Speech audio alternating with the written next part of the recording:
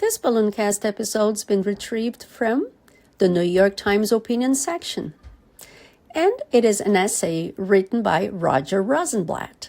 Roger Rosenblatt is an author of novels, memoirs, and meditations, including Making Toast and Cold Moon.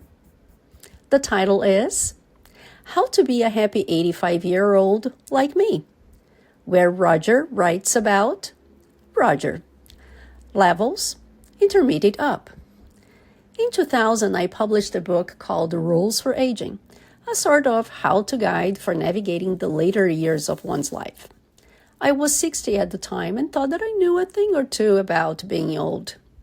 25 years later, I just finished a sequel, which reflects my advice for growing very, very old. I've been doing a lot of that lately. It took me 85 years to learn these things, but I believe they're applicable at any age. Number 1, nobody's thinking about you. It was true 25 years ago, and it is true today. Nobody's thinking about you. Nobody ever will. Not your teacher, not your minister, not your colleagues, not your shrink, not a soul. It can be a bummer of a thought, but it's also liberating. That time you fell on your butt in public, that dumb comment you made at dinner last week, that brilliant book you wrote, no one is thinking about it. Others are thinking about themselves, just like you. Number 2, make young friends. For older folks, there is nothing more energizing than the company of the young. They're bright, enthusiastic, informative, and brimming with life. And they do not know when you are telling them lies. Number 3, try to see fewer than 5 doctors. I wish I could follow this rule myself, but once I grew old, my relationship with the practice of medicine changed significantly. I now have more doctors than I ever thought possible, each one specializing in an area of my body that I had been unaware existed.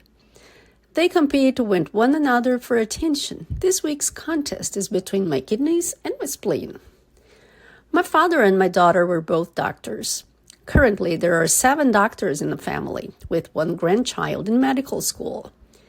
It's not the doctors I dislike. Rather, it's the debilitating feeling of moving from one to another like an automobile on an assembly line. If the end product were a Lamborghini, I'd be fine. But I'm a Studebaker. I know all these doctors' visits are prudent and inevitable. But when one's social life consists of Mary, who takes my blood, and an MRI technician named Lou, it's hardly a good sign. Number 4, get a dog. Just do it. Dogs are rarely trouble. They take more naps than you do, and they listen to you intently. That's because they think you might have food to satisfy their bottomless appetites. Care not about their motives. No creature on earth will ever find you more fascinating than your dog does. I'm excluding yourself, of course. Number 5, don't hear the cheers. This applies at any age, really, but perhaps a little more to people in later life, who are given lifetime achievement awards and other statements of how wonderful they are. Pay no attention to those accolades. Just proceed to live the life you're living, giving it whatever it requires. Bill Russell, the great Boston Celtics center who was responsible for many of the Celtics NBA championships, used to be booed every night by the Boston crowd. The league's greatest player, booed. One day his little girl said to him, "Daddy, how can you stand all that booing?" He replied, "I don't hear the boos because I don't hear the cheers." One makes a great mistake believing the grand things said about him or her, even if those things are true, especially if they're true. The important thing at any age is to do the work. The work is far more satisfying than a truckload of compliments. It all takes the place of self-love, always a good thing, but don't worry, you're still fabulous. Number 6, everyone's in pain. If you didn't know that before, you know it now. People you meet casually, those you've known all your life, the ones you'll never see, everyone's in pain. If you need an excuse for being kind, start with that. Number 7, listen for Bob Marley. You have more free time to observe and appreciate the world these days, so do it. I walk our Labradoodle Molly at around 4 in the morning. It's just a habit I've gotten into, and the hour works well for my writing schedule. Miguel, a doorman in my apartment building, works the night shift. Dressed in his grand quasi-military uniform, he greets Molly and me, holds open the large, heavy door of the building, then stands outside in the open doorway as I walk Molly to a nearby patch of grass. I've never felt any danger at that hour because Miguel, who stands 6'5", watches where we go, in any weather, and waits for a safe return. One morning, coming out of the elevator, I heard an exquisitely beautiful baritone voice singing One Love by Bob Marley. Not Marley's voice, but something its own. I thought the voice must be a recording, but there was no instrumental accompaniment. When I saw Miguel, I asked him, "Did you hear that singing?" He blushed and turned his big face to the side.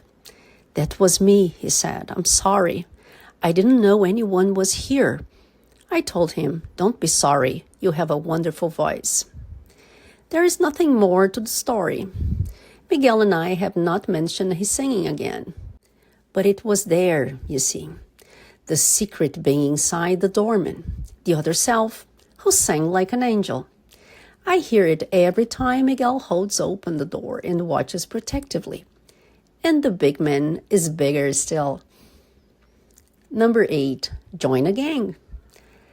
This advice is meant for men more than women, because women are always part of one group or another. The value of socializing comes to women naturally, which is why the world would be better if women ran it.